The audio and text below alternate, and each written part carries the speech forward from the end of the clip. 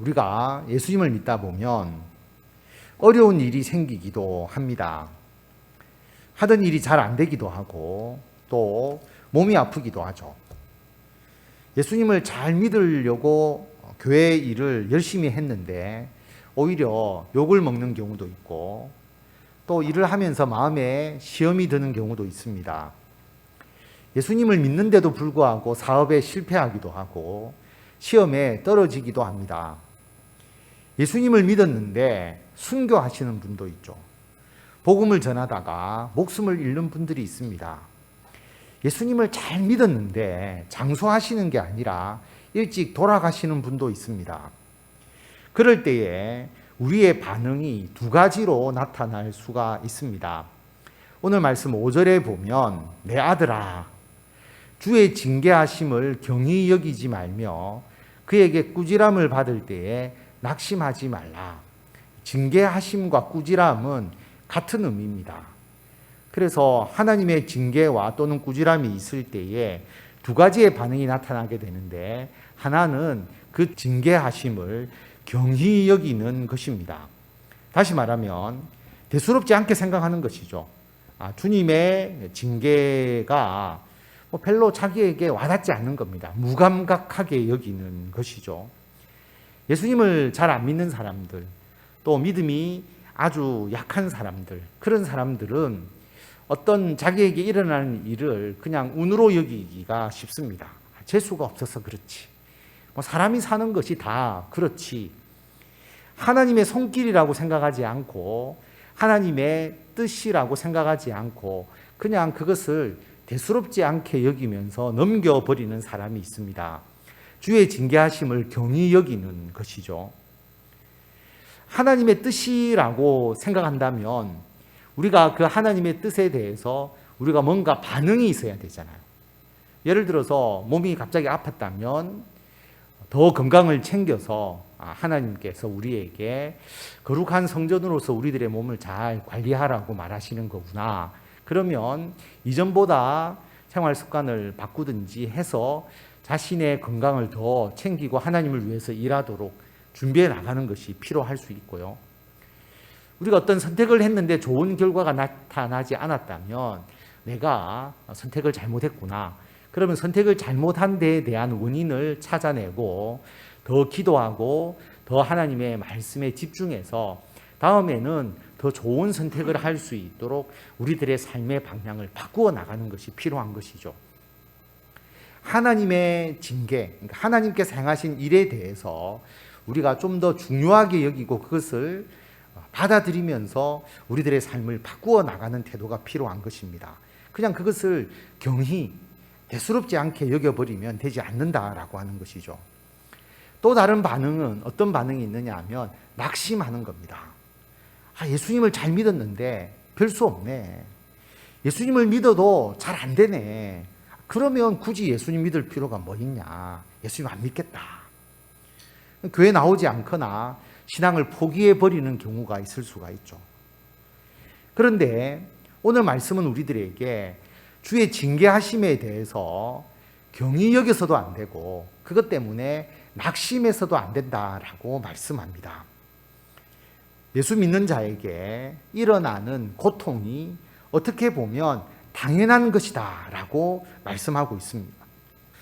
6절 말씀을 우리 다 같이 한 목소리로 읽도록 하겠습니다.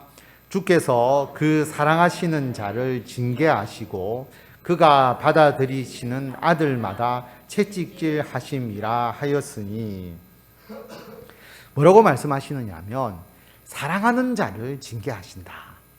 아들을 채찍질 하신다. 이 채찍질이란 말이 우리 어감상 좀 안 받아들여지지만 우리로 말하면 해초리를 든다라고 하는 개념이죠. 훈육하기 위한 해초리입니다.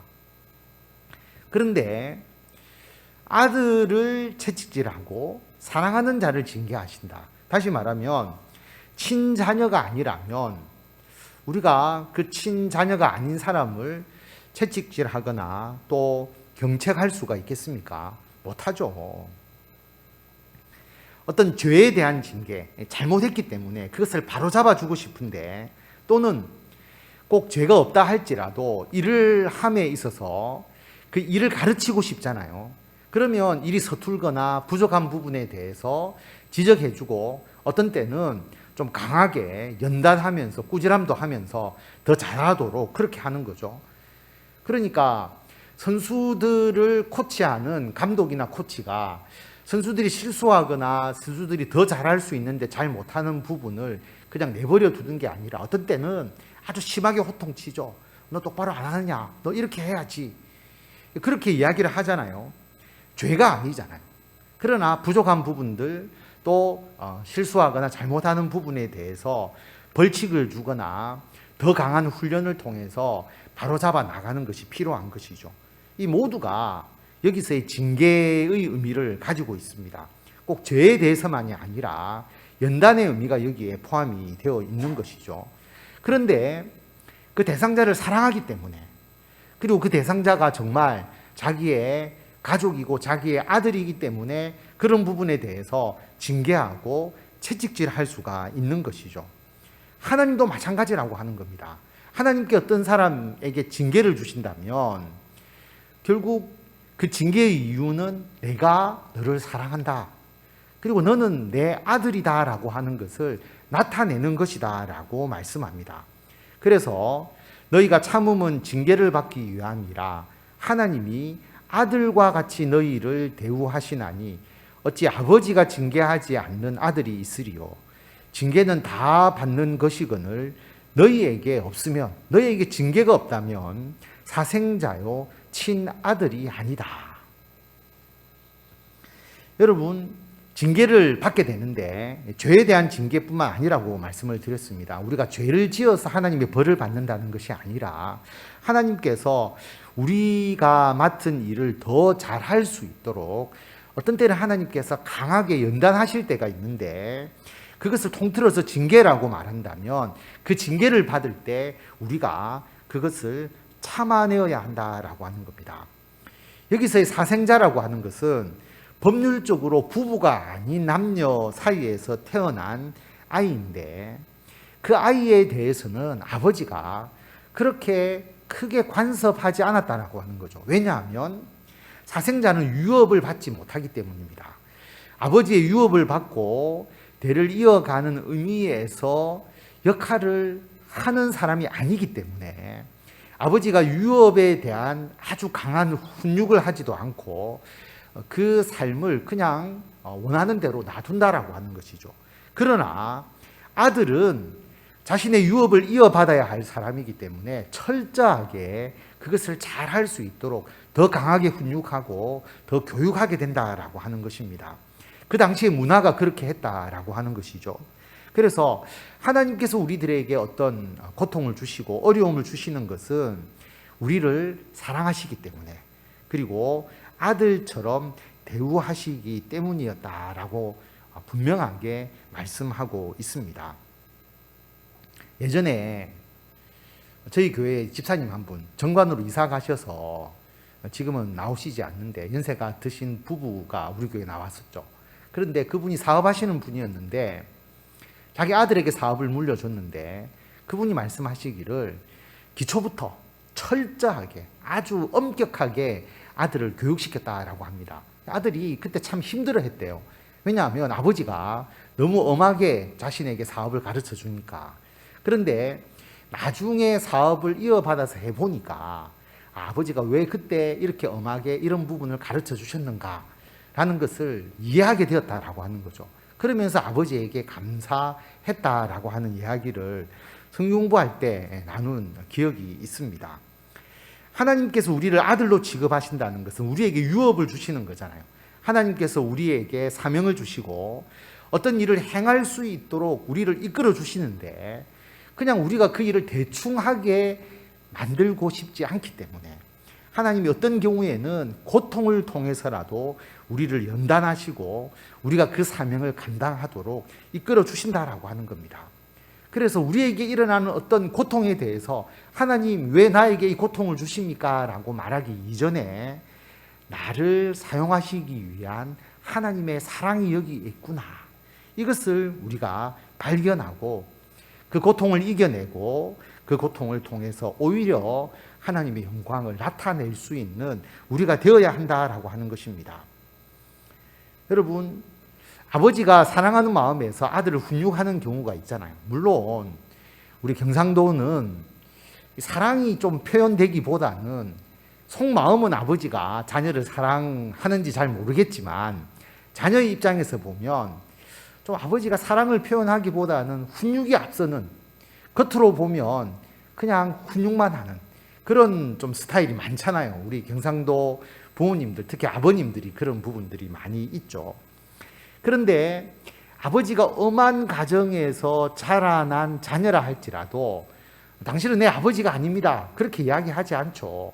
아주 엄한 아버지 밑에 자라도 아버지를 공경하고 그래도 아버지를 믿고 따르잖아요.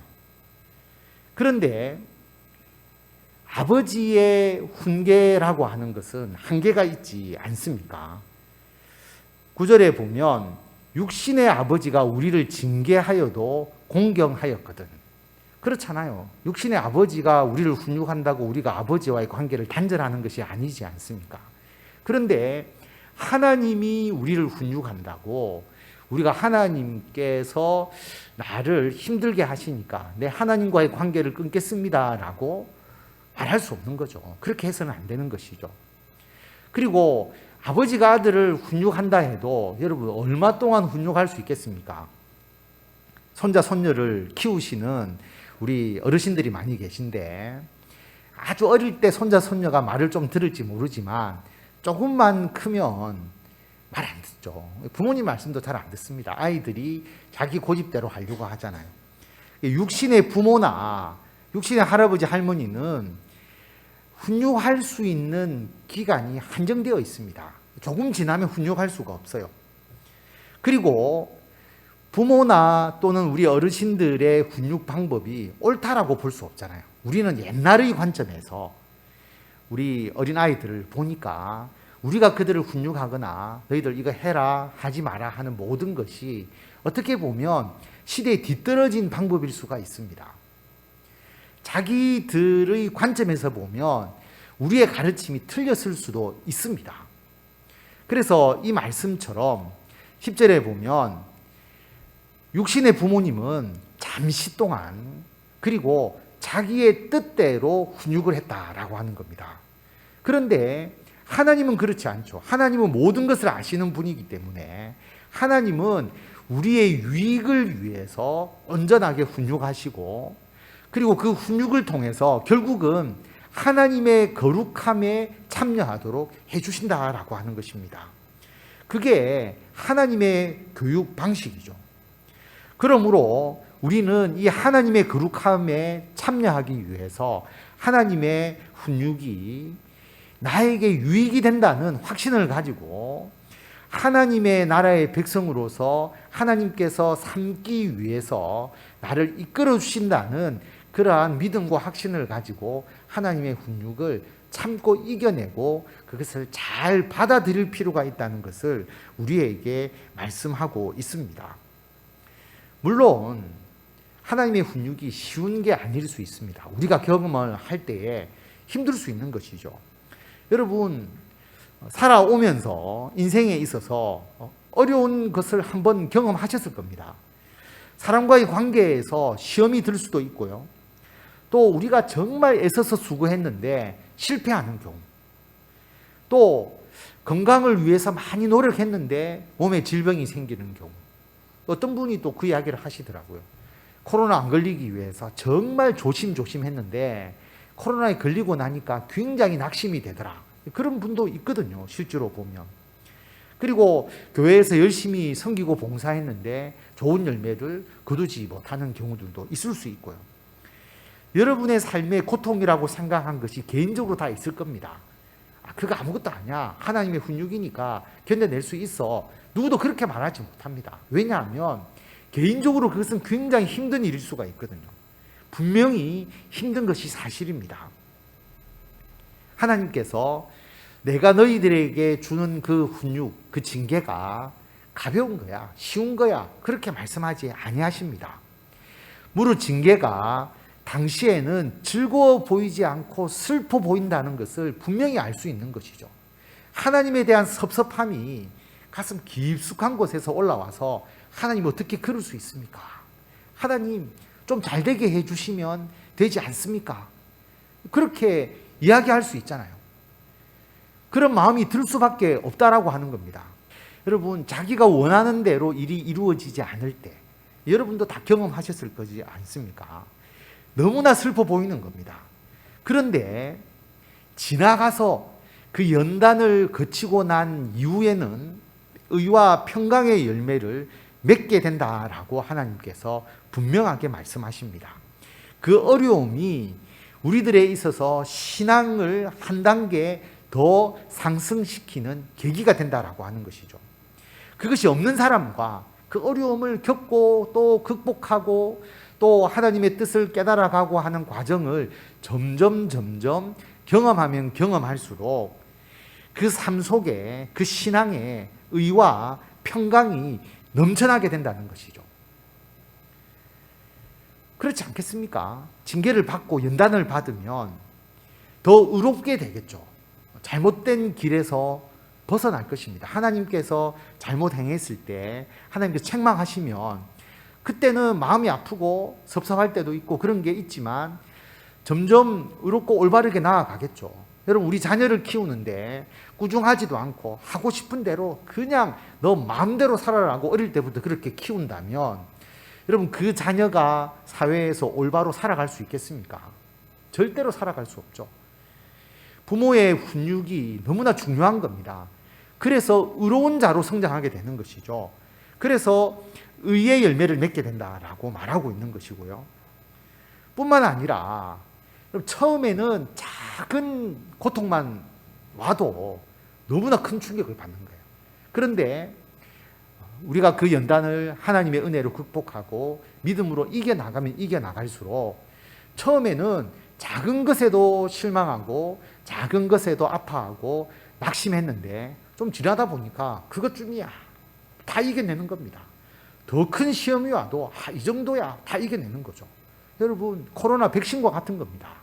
백신을 계속 맞으니까 실제로 코로나 그 바이러스가 우리 몸에 들어와도 우리가 이겨내는 것처럼 하나님의 연단이라는 것이 백신의 효과가 있는 것이죠. 세상의 풍파에 대해서 우리가 작은 것을 이겨내고 극복하는 과정에서 더 강해지니까 어떻게 되느냐 하면 평강을 누리게 되는 겁니다. 세상이 더 복잡하고 더 큰 환란이 있고 더 큰 어려움이 있는데 우리는 더 평강해지는 것이죠. 그래서 하나님의 연단은 우리에게 평강을 주신다. 환경을, 파도를 잔잔케 하고 우리들에게 어떤 어려움도 없는, 마치 우리가 세균이 하나도 없는 세상에서 클린룸에서 우리가 살아가도록 하는 그게 아니라 이 어두운 세상 속에서 살아가는데 우리에게 백신을 주시고 연단을 주셔서 모든 것을 다 이기면서 주의 일을 할 수 있도록 해주시기 때문에 평강을 주시는 것이죠.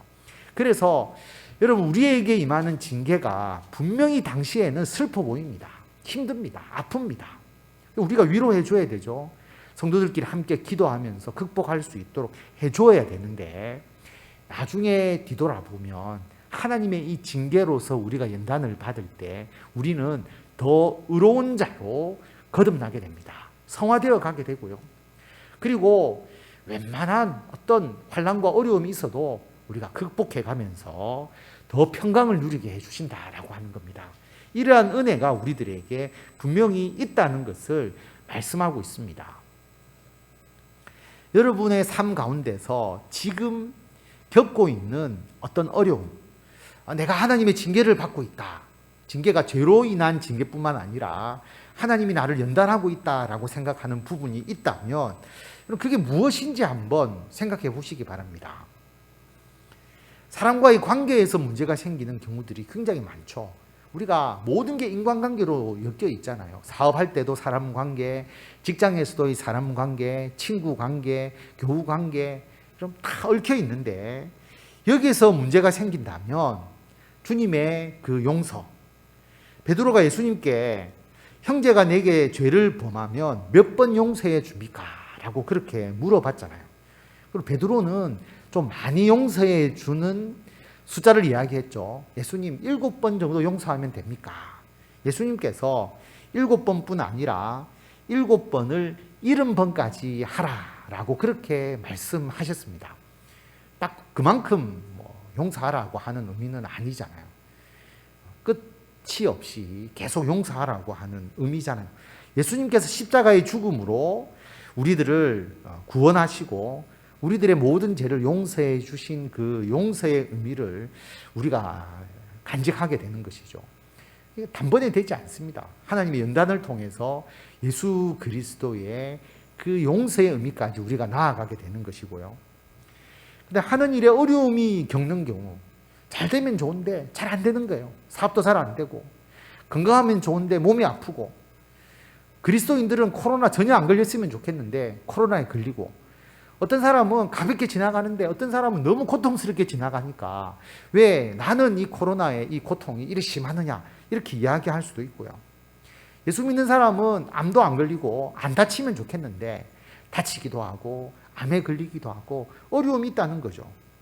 여러분, 그 어려움이 있을 때 하나님의 연단에 대해서 욥의 고통을 생각하라라고 하는 겁니다. 욥은 정말 끔찍하잖아요. 사업이 다 망한 것이죠. 요즘으로 말하면 자녀들 다 죽잖아요. 그리고 몸에 병이 생겼잖아요. 그것도 끔찍한 피부병이 걸려서 너무 고통스러웠습니다. 그런데 그 상황에 이르기까지 그는 하나님을 의지하죠.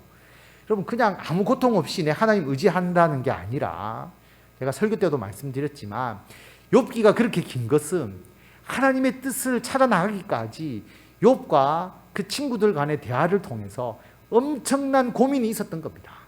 그 모든 과정을 생생하게 욥기에 기록하고 있는 것이죠. 욥기의 처음과 끝만 중요한 것이 아니고요. 어떻게 자기에게 있는 이 고통에 대해서 친구들은 어떻게 잘못 생각하고 있고 욥은 얼마나 고민했는가라고 하는 것을 생생하게 보여주지 않습니까? 그래서 끝까지 고민하다가 나중에 하나님의 놀라운 섭리를 깨닫잖아요. 절대자이신 하나님, 하나님의 이러한 연단에 그 누구도 방귀를 둘 수 없고 하나님을 오히려 더 깊게 이해하게 되는 계기가 된다라고 하는 것을 깨닫게 되잖아요. 하나님이 욥을 죄가 있어서 벌하신 것도 아니고 욥을 훈련시키신 것도 아니고 사탄과 영적 전쟁에서 누가 승리해서 이 고통 가운데서도 예수님을 믿는 사람, 하나님을 믿는 사람이 승리한다는 것을 보여줘야 되는데, 다 복주고 잘 되어서 예수님을 믿는 게 아니라 사탄이 회방하고 고통을 주더라도 끝까지 하나님만을 섬기는 사람이 있다는 것을 보여줘야 되는데, 그 사람으로 낙점된 자가 욥이었기 때문에 욥은 그 사탄의 모든 공격을 자기가 믿음으로 방어하고 이겨내는 그 사명을 감당해야 되는 거거든요. 그런데 그것을 자기가 감당해내잖아요. 그리고 하나님의 섭리에 대해서 온전히 자기가 깨닫고 하나님을 더 깊게 이해하게 되면서 그 승리 이후에 하나님께서 큰 복과 은총을 주시잖아요. 그래서 절대적으로 하나님을 의지해야 된다. 이것을 우리가 연단을 통해서 깨닫게 되는 겁니다. 그 마지막에 욥처럼 우리에게 보상이 없을 수도 있지만 우리가 하나님의 나라에서 영원한 생명의 면류관 그 하나 받는 것으로 만족하면서도 우리가 믿음을 지키며 나아가야 되는 것이죠. 그래서 순교하시는 분들이 그 생명의 면류관 하나 보고 인간적 보상이 하나도 없어도 믿음을 지키면서 나아가잖아요. 욥의 이 인내와 욥의 연단을 마음에 새기고 우리가 믿음으로 나아가게 되는 것이죠. 여러분, 이 시점에 참 많은 고통이 있습니다. 전쟁의 소식도 있고요. 코로나로 인해서 질병의 고통도 있지만 사회적 단절이 지금 너무나 심하고 또 자영업자들도 어려움이 있고 사회가 비정상적으로 지금 흘러가고 있는 것이죠. 이런 엄청난 어려움이 있고 순교라는 그 정도의 상황은 아니지만 여러분, 우리들에게 분명히 고통이 있는데 이 고통을 우리가 이겨나감으로써 아주 거친 이 세상 속에서 당당한 믿음의 용사로 우리들을 이끌어가고 계시다라고 하는 겁니다. 온실 속에서 우리가 자라나는 것이 아니고 거센 비바람에도 견디어내는 든든한 나무로 우리들을 세워주시는 것이죠. 그것을 우리가 경험하고 있습니다. 앞으로 우리들의 인생에 더 큰 어려움이 있을지도 모르겠어요. 더 강력한 바이러스가 사실 나올 수도 있고요. 지금 전쟁이 우크라이나와 러시아 간에 있지만 이 전쟁이 더 확산될 수도 있습니다. 러시아를 지지하는 나라들이 추가적으로 참전을 하거나 더 강한 무기를 쓰다가 이것이 우발적으로 또는 어떻게 전쟁을 끝내기 위해서 더 큰 전쟁으로 이어질 수도 있고요. 이 경제 제재로 인한 파급이 더 심하게 나타날 수도 있습니다. 유가가 인상하고 원자재 가격이 올라가고 그리고 곡물이 부족해지는 상황이 있을 수도 있고요. 우리하고 전혀 관계가 없는 것이 아니죠. 어떤 어려움이 우리들 앞에 있다 할지라도 그 모든 것은 하나님께서 우리들을 더 인내케 하시고 연단하셔서 결국은 우리를 의롭게 그리고 우리들에게 평강을 주시는 하나님의 손길이다. 그러므로 12절, 13절 우리가 다 같이 읽도록 하겠습니다. 그러므로 피곤한 손과 연약한 무릎을 일으켜 세우고 너희 발을 위하여 곧은 길을 만들어 저는 다리로 하여금 어그러지지 않고 고침을 받게 하라. 아멘. 우리에게 어떤 어려움이 있을 때 어떤 반응이 우리에게 있기가 쉬우느냐 하면 첫 번째는 피곤해하는 것. 그냥 몸이 피곤하다는 게 아니고요. 여러분이 어떤 일을 열심히 하다가 탁 난관에 부딪히면 하기 싫어지는 겁니다. 피곤해지는 것이죠. 피곤하다, 귀찮아, 하기 싫어. 그러면서 하던 일을 놔버리는 것이 됩니다. 그리고 어떤 일이든지 오래 하면요. 한 10년 또 11년, 12년 하면 사람들이 실증 내는 경우들이 있어요. 피곤하다는 의미이죠. 그러면 손을 놔버리는 겁니다. 피곤한 손이 돼버리는 거죠. 그러면 일을 하지 않습니다. 하나님의 사명을 중단해버리는 것이죠. 또는 연약한 무릎이 연약해지면 어떻게 됩니까? 주저앉아 버리죠. 걷지 않죠. 힘드니까 움직이지 않습니다. 손을 그치고 걷는 것을 그치게 되는 결과가 일어나게 된다라고 하는 겁니다. 하나님의 연단에 대해서 경히 여기거나 또는 낙심하게 되었을 때 피곤한 손, 연약한 무릎처럼 예전에는 열심히 막 일하다가 피곤하게 지쳐서 하지 못하겠습니다. 손을 중단하고 그리고 움직여야 되는데 내 무릎이 연약해서 낙심해서 주저앉아 버리는 것, 포기하는 것이죠. 딱 포기하는 그 순간부터는 우리가 살아가는 모든 하루하루가 무의미한 삶이 될 수밖에 없습니다. 그냥 무의미하게 흘러가게 되는 것이죠. 그렇게 되어서는 안 된다라고 하는 겁니다. 그렇게 되어버리면 우리들의 삶이 저는 다리와 같이 되는 거죠. 올바른 방향으로 넣어가지 못합니다. 비틀거리면서 엉뚱한 방향으로 흘러가게 되니까 그게 아니다. 너희 발을 위하여 곧은 길을 만들어라.